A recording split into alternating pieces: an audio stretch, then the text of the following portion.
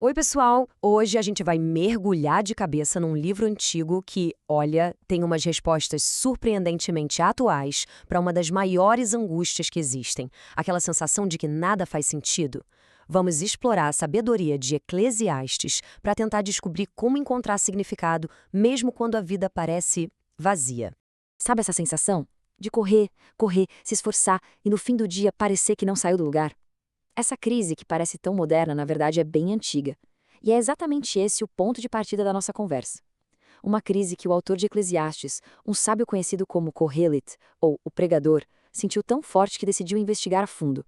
Para a gente entender o livro, primeiro a gente precisa sacar um conceito central dele: a vida vivida debaixo do sol. E isso não é só uma frase bonita, não. É a descrição de uma forma inteira de ver o mundo. Uma que, muitas vezes, leva direto para essa frustração que a gente acabou de falar. Então, o que quer dizer isso, viver debaixo do sol? Significa tentar construir um propósito só com as ferramentas que o mundo oferece. Sabe, sucesso, prazer, conhecimento, deixar um legado. É uma vida onde Deus, se é que ele existe nessa visão, está lá longe e a gente está aqui embaixo, por conta própria, tentando fazer tudo dar certo. E o autor vai dizer que essa é a receita para o esgotamento. O mais legal é que o Coelete não ficou só na teoria. Ele fez um experimento com a própria vida. Ele se propôs a testar todas as grandes fontes de sentido que o mundo debaixo do sol prometia, para ver se alguma delas realmente preenchia o vazio. Vamos dar uma olhada nos resultados.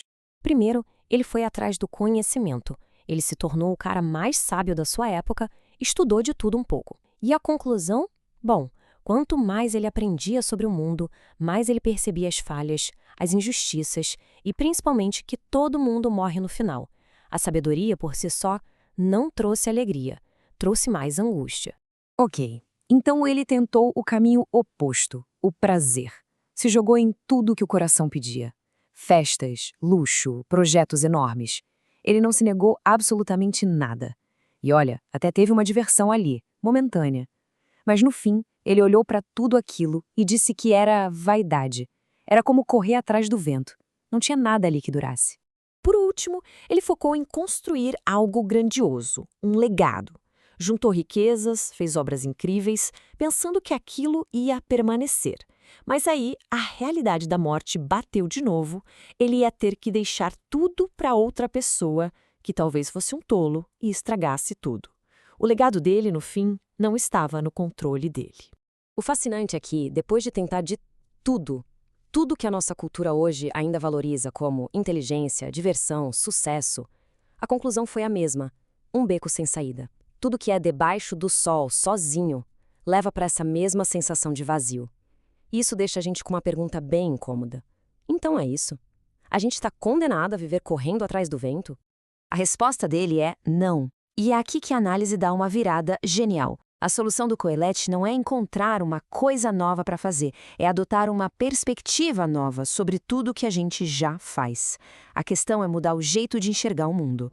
E essa comparação aqui deixa tudo bem claro. Viver debaixo do sol é tentar espremer o sentido das coisas, sabe? É uma luta constante. Já a vida centrada em Deus, por outro lado, é sobre receber o sentido como um presente. A satisfação não é algo que a gente conquista na raça. Ela vira uma consequência de ver a vida pela lente certa. Isso não faz os problemas sumirem, claro que não, mas dá um centro, um eixo, para a gente conseguir navegar por tudo isso.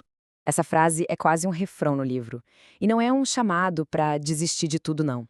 É um convite para curtir as coisas simples, a comida, a bebida, o trabalho, os relacionamentos, não como objetivo final, mas como presentes de uma fonte maior.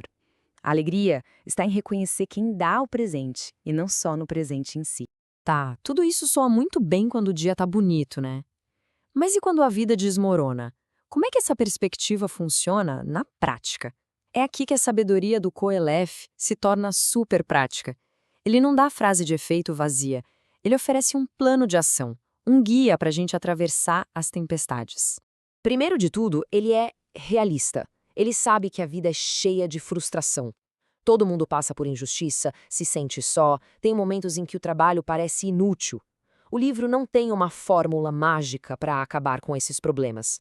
Em vez disso, ele nos ensina a viver apesar deles. Então, aqui está o plano. Primeiro, aceitar. A gente não controla tudo. Simples assim. Segundo, aprender. A dificuldade pode ter um propósito, pode ensinar algo. E terceiro, ajustar as expectativas. Parar de exigir que o mundo seja perfeito e, em vez disso, aprender a viver com sabedoria no mundo como ele realmente é. Esse é o ponto-chave para lidar com os perrengues. A adversidade não é vista como um acidente sem sentido. Ela é tipo uma ferramenta que pode nos moldar. Ela desenvolve nossa resiliência, aprofunda nossa fé e força a gente a confiar em algo maior que nós mesmos. Agora, vamos trazer tudo isso para o nosso mundo de hoje. Como é que essa filosofia de quase 3.000 anos se encaixa nas nossas buscas modernas por sentido e equilíbrio? É muito fácil ler Aproveite a Vida e pensar naquele lema moderno de Viva o Momento, uma espécie de hedonismo desesperado. Mas a pegada do Coelete é radicalmente diferente. Não é uma busca frenética por prazer para fugir do vazio. É um desfrutar sereno dos presentes da vida, com um senso de respeito e de responsabilidade. É a diferença entre consumir a vida e receber a vida com gratidão.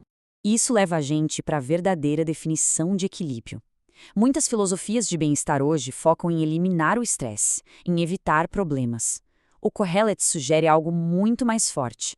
O equilíbrio de verdade não vem de uma vida sem tempestades, mas de ter uma raiz tão profunda, uma visão de mundo tão sólida, que a pessoa consegue enfrentar o que vier sem ser derrubada. Fica aqui então esse pensamento final. Talvez a sabedoria de Eclesiastes não seja sobre resolver todos os mistérios da vida. Talvez seja sobre nos dar paz para conviver com as incertezas, encontrando alegria não na ausência de problemas, mas na presença de um propósito que vai além de todos eles. Se essa jornada por essa sabedoria antiga fez sentido e se a ideia de ter mais análises como esta para ajudar a navegar os desafios da vida moderna parece boa, fica aqui o convite. Siga o nosso canal. Muito obrigada pela companhia